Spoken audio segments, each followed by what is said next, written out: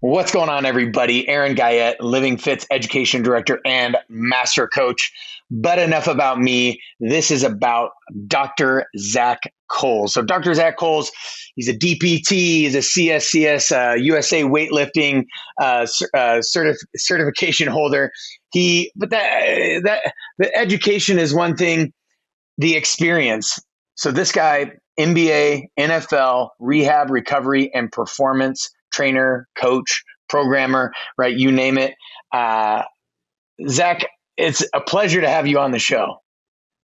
Pleasure to be on, man. Thank you. I gave the world's smallest snapshot of what it is that you are and do. Clearly, you're so much more than that. People can check you out at drzachcolls-miami.com. But how did you get into fitness, the fitness industry, and what it is that you're doing? Yeah, man. So very much it's like many people like just grew up playing sports, had a passion mainly for baseball, basketball, primarily baseball. So did that throughout high school, went to undergrad, chose the major of exercise science, and then kind of immediately from the get-go was challenged. Our advisor kind of asked all the incoming freshmen who's interested in doing physical therapy like beyond undergrad, and I would say about 90% of the room to just raise their hand. And she was like, all right, well, congrats. All you guys are going to be competing with each other for like the next 4 years to get into one of the most competitive professions it is out there. So that was already I was already able to, from like a competition standpoint, like relate that to sports. So did undergrad, kind of got my background in strength and conditioning. I already had a small background like prior to it, but that kind of gave me like a more solid base going through all of that in undergrad. Then I transitioned pretty much 7 days after undergrad. I went straight to the physical therapy school at the University of Miami. From there, worked pretty closely with sports, being on their XGA. Worked in the training room with the football and baseball teams primarily under the director of rehab there. Started working with a few NFL guys while I was still in school, and then transitioned out of school. Still continue to work with NFL at a private practice.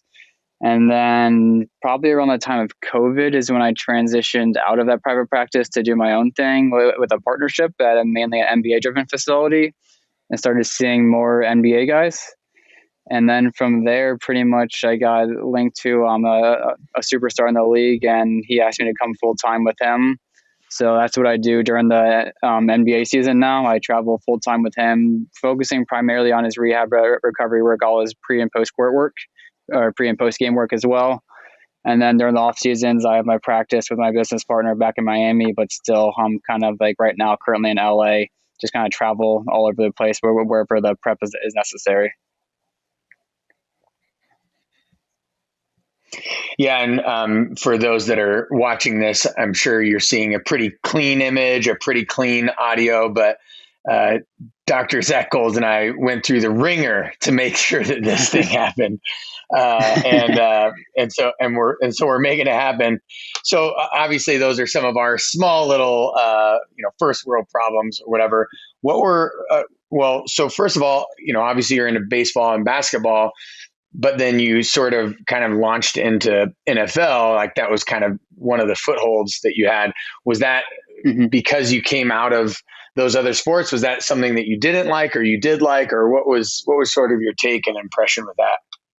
So basically, when I was working in the training room at a lot of like doing the stuff in there was for the or University of Miami stuff, football, like all their training camp stuff, in season, out of season stuff. So I was working pretty closely with that, alongside like obviously they are pretty much underneath the PTs and ATCs in there. So I did that. I did an internship with them as well, and that's where I kind of focused more on baseball. And then through another internship, I worked with a ton of NFL guys there as well. Not with it was outside of And so I got connected to a few guys, and I just pretty much kept working with them beyond that. And then when I got out of school, when I started working in the private practice, one of the places we would go to for all the combine prep and NFL offseason work was up in Fort Lauderdale. So it was pretty well connected with a number of guys there, a well-known facility at XP Sports. And then pretty much things kind of changed once COVID hit, and that's where the transition to basketball happened, just going into a different facility. There was like some football there, but there's a NBA court like right in the actual facility I functioned in. And there was, again, it was a hub of guys like Miami, Florida, LA, New York, just all those places that are for off seasons. They're kind of destination places for guys to go to. So I kind of just fell right into it. It's always been a passion of mine. Some people hate it. I get why they hate it. Crazy hours, never know. You could be 2 hours late with a guy. That's just the nature of it. But again, if I can't play sports, I knew I didn't have any.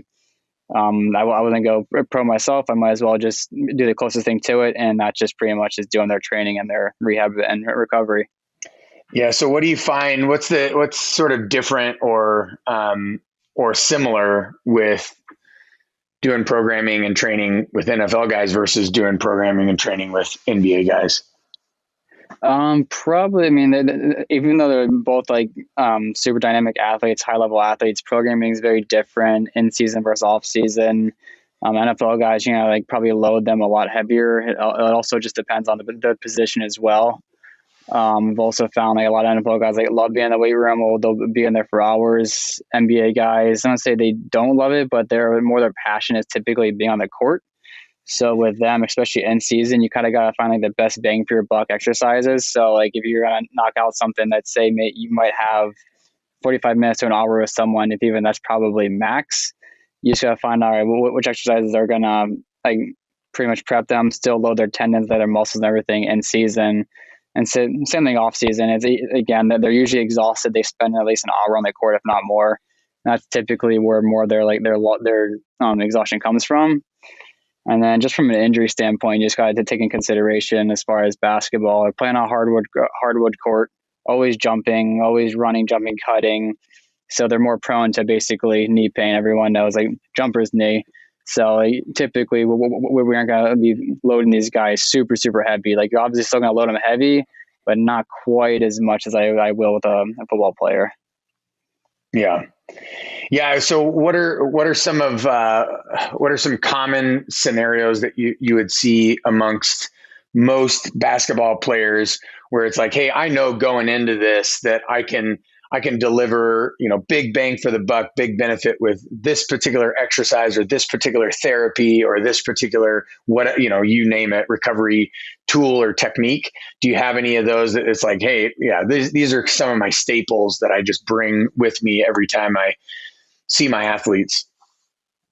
Like as far as movement or as far as like tools or as far as like what exactly? Yeah, any and all of that, whether it's a particular movement or exercise or a particular way of loading a movement or exercise, or even a tool like a SMR or I don't know, you name it.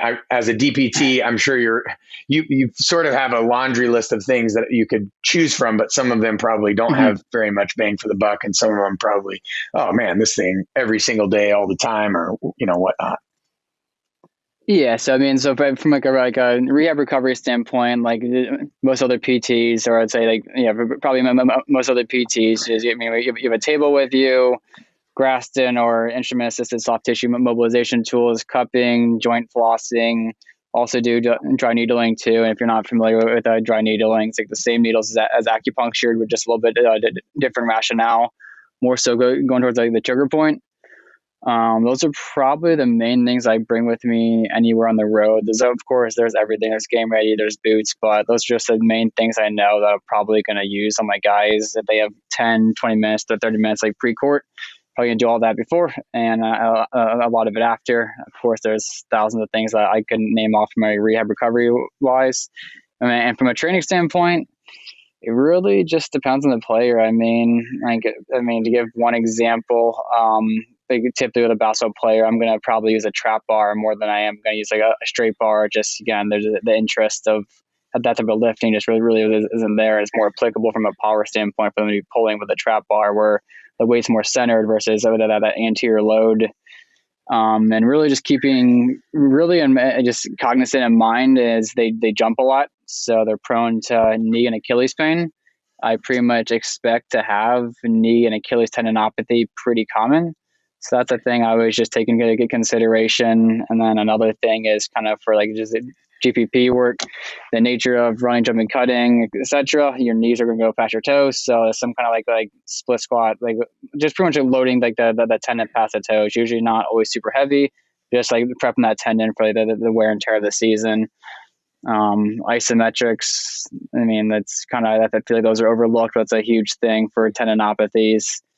And that's really, again, always looking for multiplanar work because they work through different planes, but also loading just straight linearly.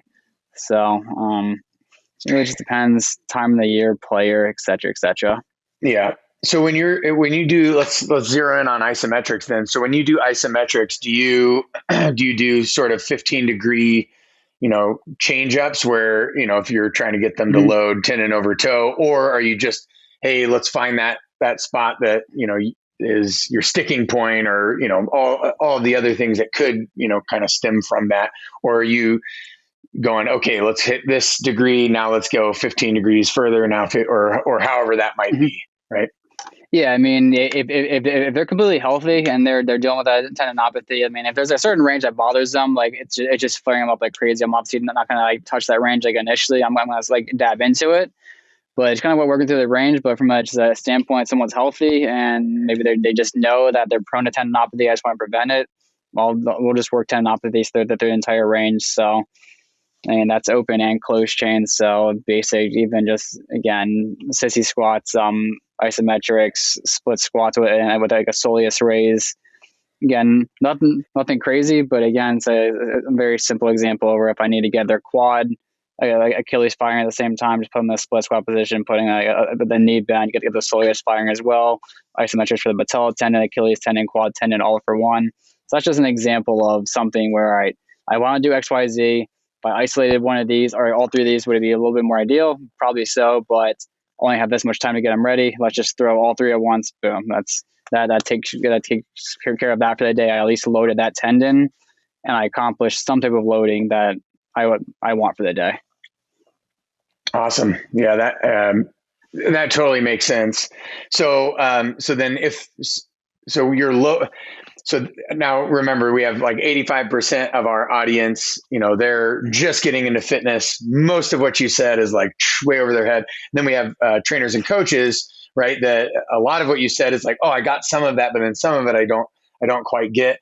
So to help break Mm-hmm. that down, I'm hearing, like, okay, we do want to load these tendons. We do want to load these muscles that are going to basically get a ton of impact and, Of course. the jumper's knee or the Achilles tendons. And what we don't want is weak tendons, right? And weak Mm-hmm. muscles there. So basically you're saying isometrically loading it is loading it through the tissues, right? Both the tendon and the muscle, to help create adaptation to make it more resilient or make it stronger. Is that sort of the approach? And you're just slowly, progressively overloading through those tissues?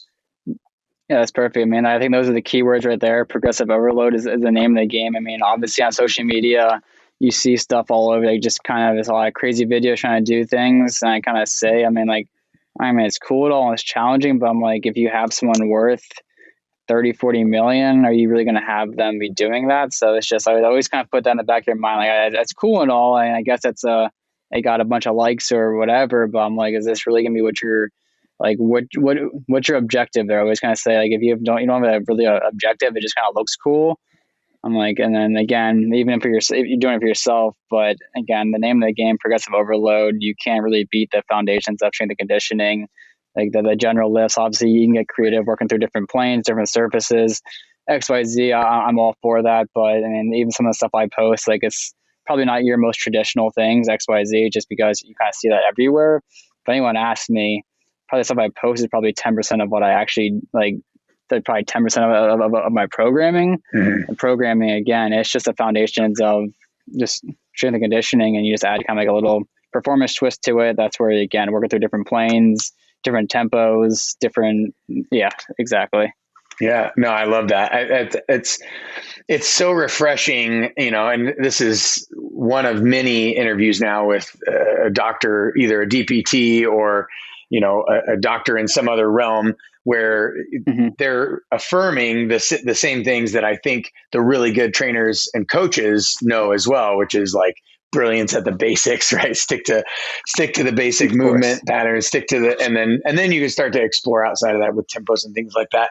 So then I want to go back to isometrics just because I'm obviously that's something that everybody has access to, right? They may not have Hmm. access to Graston or dry needling, and obviously you Of had to course, learn yeah. those techniques as well, right? So you had to go and unless do they teach that? Just out of my own curiosity, do they teach that in the physical therapy school that you went to, or was that something that you learned outside of it? Yeah, that was all during like the physical therapy school. I mean, dry needling, it wasn't. It's not even legal in all states, and it requires like a separate certification and license to do. So I just went ahead and took my part one, part two to Nice. get certified to do that, so I can do it for everyone. So again, it's just a lot of times, let's say, like I don't know, like obviously you're not gonna puncture the skin with Graston or any kind of like a hands on work or whatever. You need to kind of like, let's say, hit a trigger point. Let's say, for example, you can actually like obviously puncture the skin, puncture the muscle. You get that twitch response. So it's just another tool to add to the bag. So Yeah. all of that was rehab recovery, more physical therapy basis. Hmm. And then everything else from like strength and conditioning, isometrics, power, et cetera, all those terms, that's more undergrad. Got a Yeah. little taste of it in PT school, but that Yeah. wasn't really like the focus of PT school. So I mean, Yeah. I played a little bit of a role teaching that to the program when I was like the Therex GA, just kind of like, all right, like for those of you who aren't really caught up as far as strength and conditioning, like kind of like basic principles of just progressive overload. But that was something that I know a lot of programs just hope to assume that you have a decent grasp on going Yeah. into school, but the reality is not everyone does. There's Yeah. sometimes people that go from a communications degree and they do all the prereqs for PT school and they go to PT school, which is nothing wrong with it, but they're like, I just have no background in strength conditioning XYZ. So Yeah. Yeah, that makes sense. And so then coming back into the isometric, so how do you mhm. typically do load there? Are you looking for something in particular when they're doing the isometric to say, okay, yeah, they've fatigued out, or are you just doing purely like time basis, or is it certain amount of sets, or how do you usually load them up and then start that progressive overload when, let's say, you're just doing isometrics, for instance? Typically just based off time. I mean, unless I'm doing something, I'd say I just want to just do a quick 2 sets and just have them hold until failure or whatever. But typically, yeah, just stick with basic progressive overload principles and apply that to really everything. So whether you're doing concentric, eccentric work or just isometrics, you just reps, yeah, reps, sets, seconds. It all Yeah. to me progressive. You just again you just progress literally like the words say it within itself. Yeah. Progressively Right. overload. Like I'm not just it sounds sarcastic, but it's really like you can't beat that principle though. Yeah, yeah. So as long as there is some sort of method of progressive, or whether it's through reps or through Yeah. time or through sets or something like that, you're Hmm. just basically slowly increasing time under Yeah. tension day over day, week over Exactly. week, right? Not like every single hour or some crazy thing like that. Yeah. You're Yeah. letting the And body recover and all that, right? yeah, recovery, adapt, get you ready. Some weeks you're gonna be better than others. Some weeks you might have a crazy high volume on the court or the field, and some weeks you just let's say you run down a little bit. There's a lot of travel in season, obviously, and then sometimes in off season too. So there's fatigue from that factor. So that's all things that kind of just keep like in the back of my mind. Like, okay, ideally it's going to happen at X Y Z, but nothing in life is textbook. So got to Yeah, adapt. I mean, there might be something one day where they're just like, I'm not doing the movement today. My legs are shot. I'm not doing this. My glutes or something are shot. There's no shot I'm doing this. And it's like, all right, well, tomorrow's a new day. yeah, yeah. So we'll we'll still get like the whatever we're in, but we'll just kind of let's just say that we know XYZ is going to work today. Let's just go to the other options for today then. And so then obviously in season, you're not trying to smash them. You're not trying to, create all this stress that they have to adapt to. But there's got to be some level and probably give and take too. And I'm guessing it's going to be athlete dependent as well. Like some of them want to maybe work harder. Some of them maybe don't want to work as hard because of what mentally it does for them, come game time or whatnot. But kind of talk through just a little bit of the general differences between your in-season training versus your off-season training. Yeah, so as you said, it's kind of spot on. It depends on the person, their age, and all the above. I mean, in season, I play more of like the rehab recovery role because again, the team does have like a full strength staff. I'm not a part of the team. So, and then with COVID last year, it was a little bit different too, as far as getting access to the facility.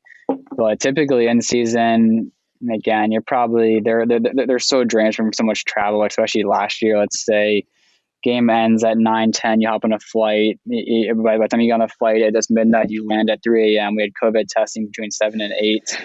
Like guys probably aren't going to want to lift. I mean, if they're going on 3 4 hours of sleep, which is also I think a factor of why there's some like a pretty large amount of injuries last year, just lack of sleep and recovery. Honestly, with all the COVID testing, they get tested twice a day, every single day for a full season, and a jam-packed schedule. But from a standpoint, I mean, typically in season, it's a little bit more short, concise, best bang for your buck. Off season, you kind of focus on more of like, again, I'd say building more muscle, XYZ. I would say more in season, more maintenance, keeping the tendons healthy, XYZ, and just still getting some loading. Like it's still obviously still good to load everything. Yeah. Versus off season, I think that's where you really, if you want to, let's say, put on 15, 20 pounds on someone that's a bit skinnier, that's probably your time. That's going to be your time to do it. You're not going to try to get someone 15, 20 pounds heavier in season because they're going to be just shot on the court.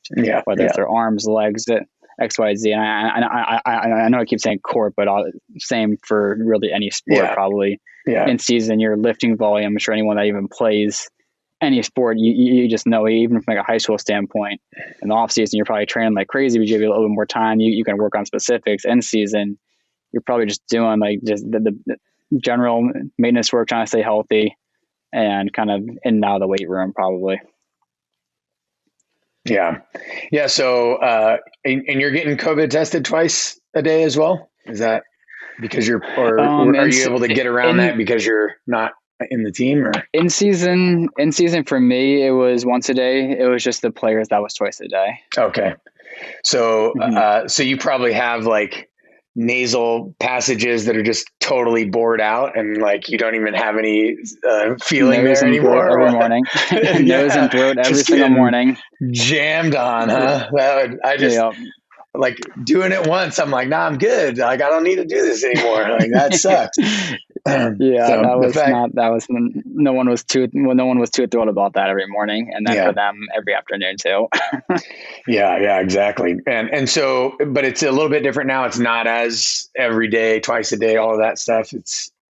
I mean, off season, I'm not required to. So I mean, I probably did like early on, but since then, I think maybe once or twice, like randomly, if I think I had to like once or twice. Besides that, and that was just the travel. But besides that, nah. And is this pretty chill? Is this whether you're vaccinated or unvaccinated? Not that we have to get into a crazy debate or anything like that. I'm just out of my own curiosity. Does it matter either or? It's just like we're going to test you. It doesn't matter. Or yeah, I mean, everyone thought getting vaccinated would kind of. This is really was still like early on, and like the vaccines were becoming available to like everyone on every team. Kind of, you would assume that's like we obviously knew you're still going to get tested. But just not as frequently, but nothing really changed. So no matter what, I mean, I'm assuming this season I don't know if it'll be as often, but I'm expecting to get tested relatively frequently again. I'm not a part of the team. I just travel like with them. So it could be different for them versus me, but for me, I stayed at the same team hotel, so I would just do whatever they did, honestly. So I collaborated and communicated with them pretty closely. Yeah. So we'll talk a little bit just about you personally, as much as you want to, and if you don't want to, you just be like, "Hey, shut the hell up." No, but so obviously you get to travel quite a bit, and some people think that that's amazing. I thought it was amazing when I was in my 20s, but then I started actually traveling more as I got to 30s and 40s. And I'm like, man, I kind of want to just be at home. Could I just flip flop and like give my young 20s this travel life and then do the less travel now? But what are some of the things that traveling a lot, what are some of the things that you enjoy doing that's outside of PT, outside of sports, outside of all that? And do you actually even get time to do anything like that? So, sometimes, I mean, off season, yes. I mean, we're pretty much just spend times at like kind of like prime locations. Like right now, currently out in LA, so kind of get everything done in the morning. Also, I mean, again, it's just still kind of like a full time job. Is you got there's training the other day, there's rehab, recovery, treatment, nicks, dings come here and there. It's just the nature of just life in sports. Hmm. But I mean, just like anyone, I just like being outside. So whether it's walk around the city, getting coffee, going to the beach, haven't really been like I'm not really a huge fan of the cold climates, so really haven't been around that. I try to avoid that honestly. So hence kind of being in LA and Miami, honestly. But yeah, I mean, honestly, just exploring different cities. I visit prior to this, I didn't really travel that much. So even like in season, if I do have, and it's let's say it's freezing outside somewhere, in even Detroit, I at least just walk around a little bit just to see. I mean, it is pretty cool just seeing how different every city is. Because again, prior to this, I was pretty stationary and just Miami. I've always just done school, work, sleep, basically school, work, study, sleep, whatever. So Yeah. yeah, it's just cool seeing different cities and yeah, again, nothing too crazy. Yeah. Nor is there really too much time for me to do a whole lot of stuff outside of what's kind of like what the main focus is from a main athlete. Yeah, yeah, exactly. Yeah, obviously that's your full-time gig, and sometimes that becomes a more than just 40 hours a week full-time gig, like you alluded to Mm-hmm. earlier. Okay, so let's say, I'm sure there's enough trainers and coaches on here, or even people that are aspiring trainers and coaches on here that are like, man, I want that job so bad. What are some of the pieces of advice, or a single piece of advice that you could give somebody who is looking to do this? What could they do to be in a situation or a position like you're in? Yeah, so I mean, I think as a lot of people can see, it's pretty more commonplace now for a lot of these like higher contract guys to kind of they just like having their own person. A lot of teams they just know that's just what comes with some of these like higher contracts guys. Like for example, like the Lakers this year, I'm sure 3/4 of the team has their own personal PT and their own personal trainer just because they've probably worked with them in off seasons or XYZ, or they've dedicated this much time to being with them. So you just kind of know what's coming with it. But at the same time, you just gotta know it's unpredictable. I mean, you could think like I thought I'd say, for example, I'll just spend like most of my off season in Miami, but we ended up doing two LA trips this past summer. So I was in LA for like a month prior to this, or LA and Vegas for summer league, and then we're out here for a month for the leading up going into training camp. So it was just mainly it kind of was just a little bit difficult because I have a business partner back in Miami, so where I thought it was going to be like allocate, let's say, this much time to split the workload.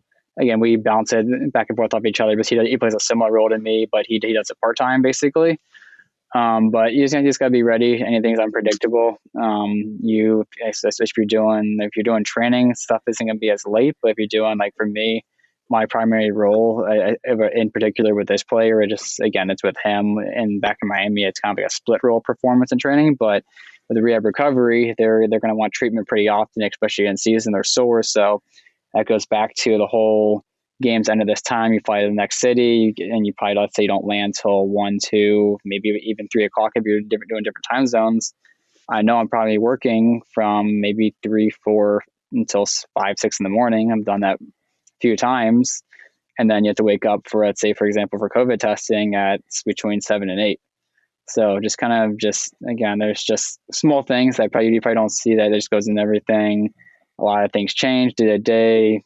Injuries, next things got to always be ready. The nature of sports, there's things that pop up. Even if you're, let's say, you're focusing on one ankle thing, you never know what's going to happen in a game. So you just got to be ready. Like you don't know, especially if you have anyone that's a player that's more injury prone, less injury prone, X, Y, Z. It's just you don't know what's going to get thrown at you. If someone gets like something bad or even remotely, you got to be ready. All right, no, this is what's happened. This is how we're going to deal with it. This is how we're going to get you on the court tomorrow. This is how you're going to feel better in a few hours.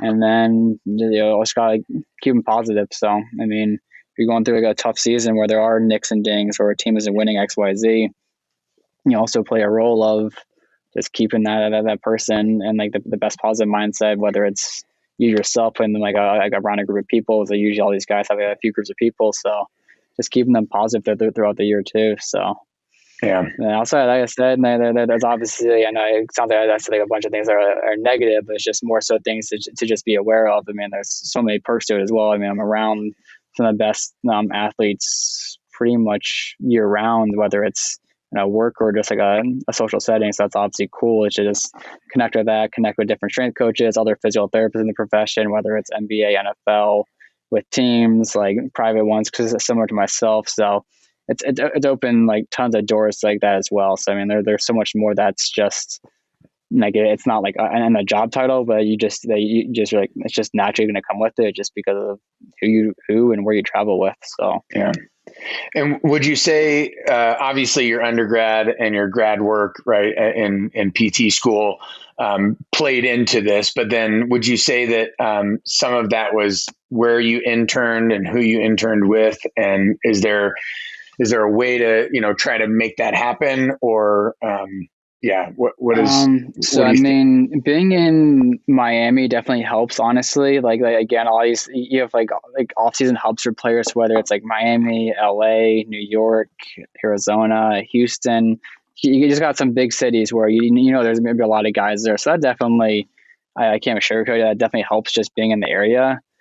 But I got involved with the training room at pretty early on. I think that's probably important, just getting used to working with high level collegiate athletes, because again, there are even those guys. And then like I said, I did an NFL driven internship too, which was huge, because these guys come at you and they know sometimes a lot of times they have no idea if you're a PT, if you're an intern, XYZ. They just probably assume everyone's just taking care of them. They're going to ask you. I could ask you 20 questions. You better be ready to answer, because if you kind of hesitate and you don't really know, or you're holding their leg and if you're kind of shaking, or you're doing something, you're hesitant, this person's literally is literally paying you to take care of their body. I mean, that's what they do for a living. They're probably not going to see you tomorrow. They're probably going to walk in the door and probably go to the table next to you and see the person that's like your coworker next to you and be like, you probably that was probably your last time working with them. So confidence is definitely key. And if you don't have the answer now, give them something that's safe to do.